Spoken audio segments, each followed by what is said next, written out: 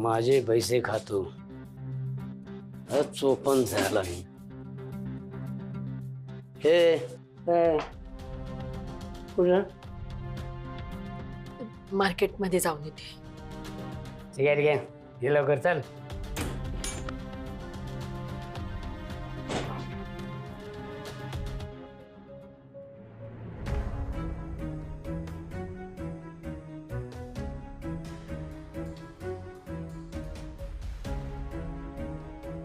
थांबा. काय अजून इथे गेली का नाहीस? तुमच्याशी बोलल्याशिवाय मी जाणारही नाहीये. काल अशोक माजगावकर तुम्हाला इथे भेटायला आले होते. कोण अशोक माजगावकर? कोणाला फसवताय तुम्ही?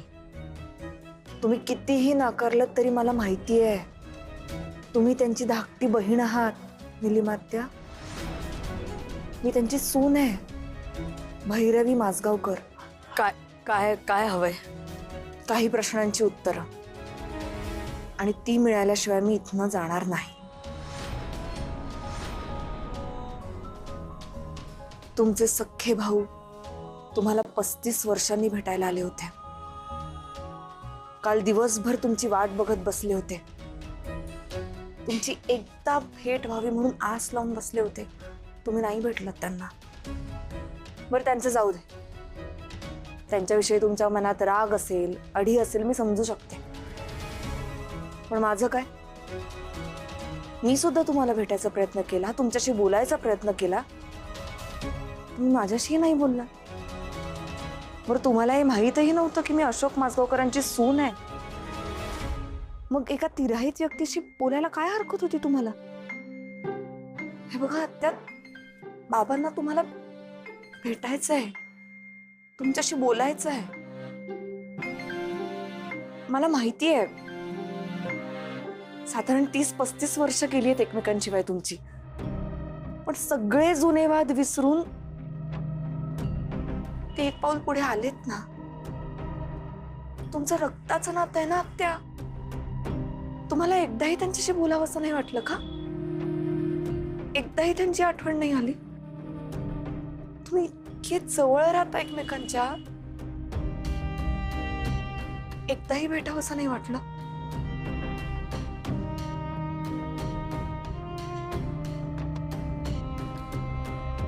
आता बोला ना, का गप्प आहात तुम्ही? हे बघा, तुम्ही मनात आणलत ना तर सगळे प्रश्न सुटू शकतात. मी काय म्हणते, त्यांना फोन करूयात आपण. तुम्ही बोलाल त्यांच्याशी एकदा. नाहीतर एक काम करूयात आपण आपण तुम्ही घरी चला माझ्यासोबत. हा, चला. तुम्हाला माहितीये, घरी तुमचा भाचा आहे अनिश, माझा नवरा. आत्या तुमची नातवंड आहेत. त्यांनी तुमच्यासाठी खूप तयारी केली आहे तुम्ही याल म्हणून. ते घर तुमचं आहे, ती माणसं तुमची आहेत, आणि आम्हा सगळ्यांना तुम्ही हवे आहात. चला ना प्लीज, चला चला माझ्या बरोबर.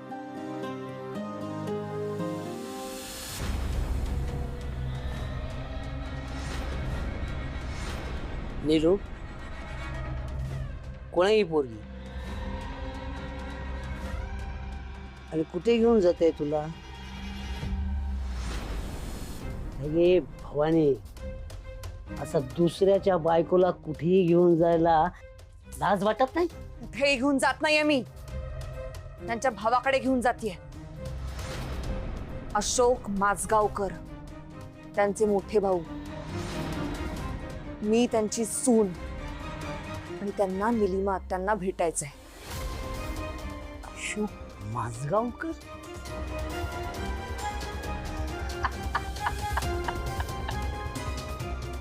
ते देणं अजून जिवंत आहे? ए, त्यांच्याविषयी तोंड सांभाळून बोलायचं. हा, ए, त्याला भेटायचं असेल निलिमाला. निलिमा, तुला भेटायचंय तुझ्या भावाला? भेटायचंय का? बोल बोल ना. बघ, नाही भेटायचंय तिला तुझ्या त्या अशोक माजगावकरला. आता पुन्हा जर या भागात दिसलीस तर स्वतःच्या पायाने माघारी जाणार नाहीस. ध्यानात ठेवायचं. ठेव. चल. भैरवी भैरवी काय चाललंय? तू चल इथून. तू चल भैरवी चल.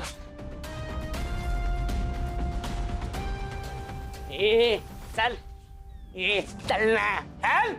भैरवी भैरवी चल इथून. आता इथे थांबण्यात काहीच पॉइंट नाही. चल तू.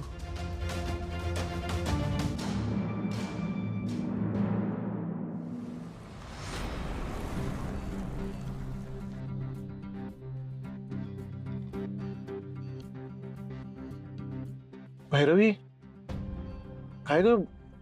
अख्ख्या प्रवासात काही बोललीस नाहीस तू. कसला विचार करतेस एवढा? हे सगळंच खूप टेरिफाईंग आहे तुषार. त्या माणसाने आत्याचा हात धरला होता तेव्हा लिटरली थरथरत होत्या रे त्या. मी म्हटलं नव्हतं आत्या जे काही वागतायत त्यामागे फक्त राग नाहीये, काहीतरी वेगळं कारण आहे. नाही, याचा अर्थ तो माणूस आत्याला फक्त धाकात ठेवत नाहीये, बहुतेक त्यांना टॉर्चर सुद्धा करतोय. भैरवी तो माणूस अत्यंत डेंजरस आहे. तू प्लीज प्लीज त्या माणसाला एकटं भेटायला जाऊ नकोस. मग काय करू मी तुषार? कसं सोडवू त्यांना या सगळ्यातून? मला वाटतं तू एकदा अशोक काकांशी बोलून बघ ना. नाही म्हणजे हे सगळं सांगितल्यानंतर अशोक काका बिथरतील मान्य आहे मला, पण मला असं वाटतं एकदा त्यांच्याशी बोलून बघ ना, काहीतरी मार्ग निघेल. आफ्टर 60 मामी आजी बाळ कसं होतं ग? काय काय बोलली तू? काय बोलली? बाळ बाळ कसं होतं? तुले काय करायचे नसते धंदे?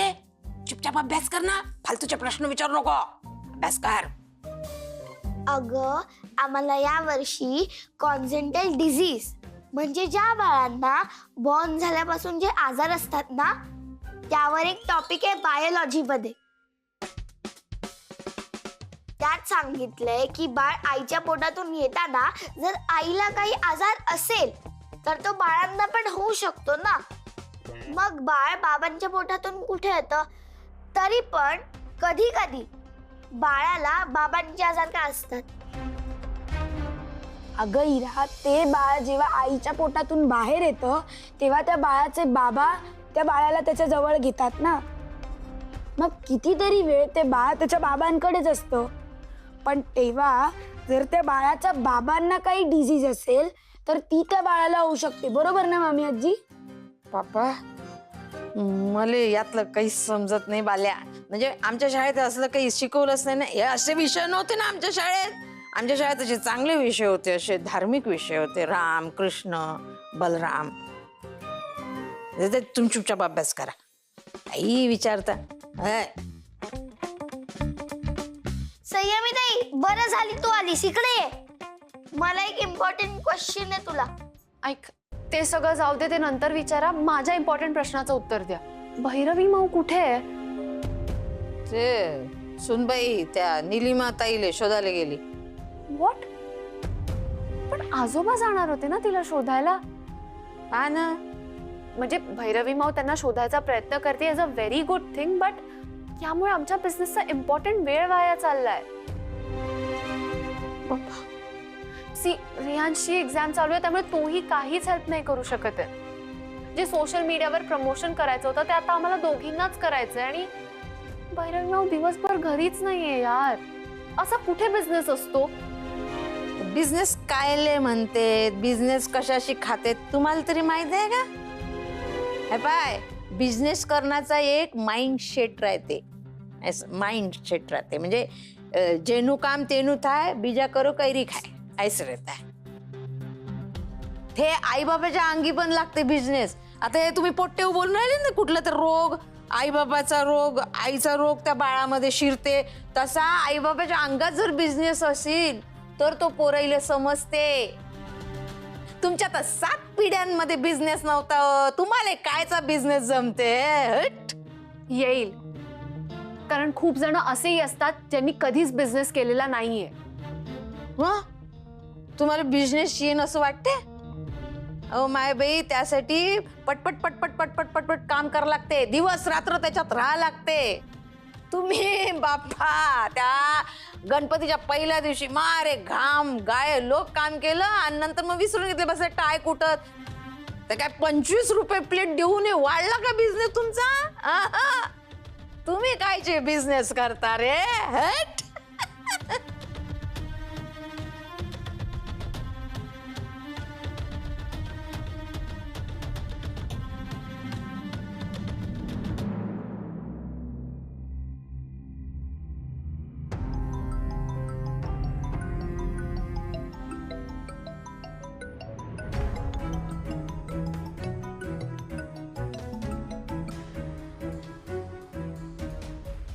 हॅलो. अरे अनिश, जय श्री कृष्ण. हा सेवानी साहेब बोला. अरे अनिश, ते तुला पैसे भेटले काय? हो साहेब मिळाले. आता एक काम कर, ते मी सांगतो ना त्या ब्रोकरकडे जा आणि त्याला ते पैसे देऊन ये. हा? अरे तो आपलाच माणूस आहे, ते पैसे त्याला दे. आणि एक काम कर, आपण मार्केटमध्ये जो नवा फ्लॅट आलेला आहे ना तो बुक करून ठेव. म्हणजे कसं आहे, आपलाच फ्लॅट आपल्याचकडे राहील. मग नंतर आपण तो चढ्या भावाने विकू काय. अरे तुला समजते ना मी काय बोलते ते? हो साहेब पण ते पैसे. अरे तेच पैसे तू डाऊन पेमेंट म्हणून घेतले ना, तेच पैसे त्या ब्रोकरला जाऊन दे. आणि मी तुला ॲड्रेस सेंड करते, त्या ॲड्रेसवर जाऊन त्याला देऊन ये. ठीक आहे, चल मी ठेवते. साहेब साहेब ऐकून घ्या ना साहेब. हॅलो.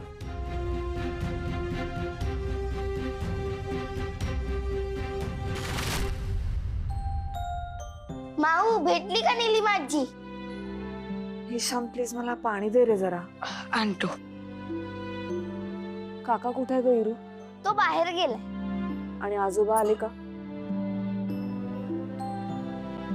तू दिवसभर घरी नव्हतीस ना? हो. हो प्लीज, असं नको ना करूस.